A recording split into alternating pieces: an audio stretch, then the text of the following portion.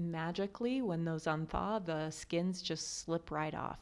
And there's no boiling, there's no cutting X's in the bottom of the tomatoes. You just slip those skins right off. Amazing. So to be super clear, Anna just freezes the whole tomato without doing anything to it other than washing it off.